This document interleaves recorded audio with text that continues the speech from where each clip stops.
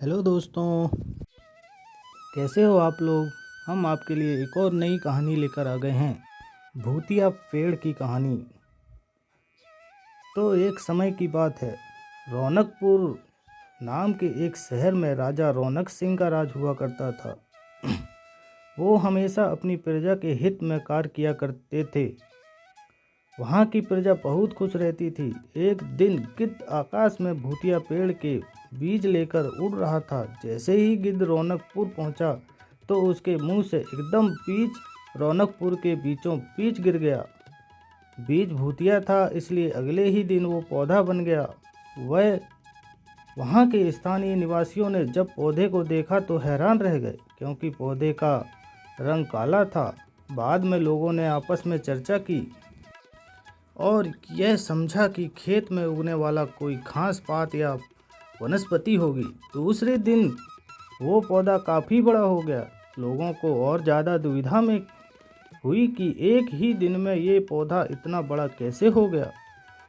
होते होते वो पौधा तीसरे दिन पेड़ बन गया। समय बीता और लोग भी तेज़ी से बढ़ने वाले पौधे के बारे में सोच सोचकर परेशान हो रहे थे।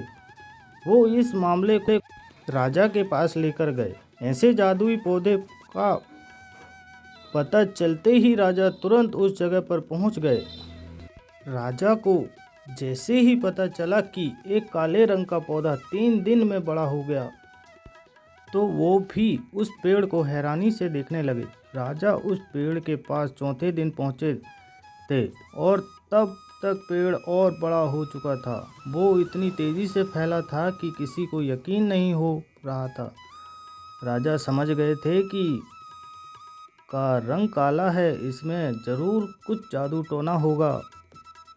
इसी सोच के साथ राजा ने घोषणा कर दी कि जो भी इस पेड़ को ख़त्म करेगा उसे वो इनाम के तौर पर 1000 सोने के सिक्के देंगे।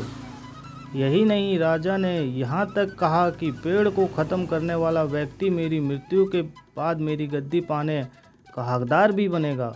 इतनी बड़ी घोषणा सुनने के बाद हर कोई पेड़ ख़त्म करने के लिए अपना दिमाग लगाने लगा। राजा के सारे चतुर मंत्रियों ने भी तरकीब लगाई, लेकिन पेड़ को कोई नष्ट नहीं कर पाया। किसी ने पेड़ के आसपास आग लगवाई तो एक मंत्री ने उस भूतिया पेड़ को हाथियों तक से खिंचवाया, लेकिन पेड़ को कुछ भी नहीं हुआ।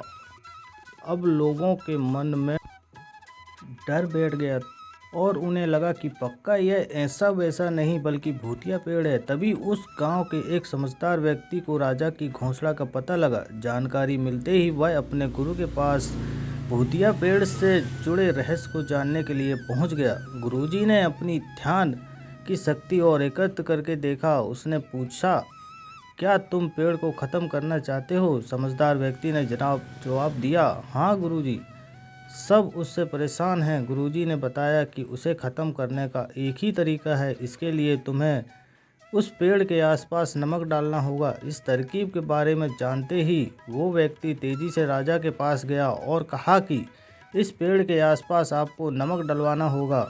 ऐसा करने पर ही यह पेड़ ख़त्म होगा। राजा ने अपने सैनिकों को ठीक ऐसा ही करने को कहा।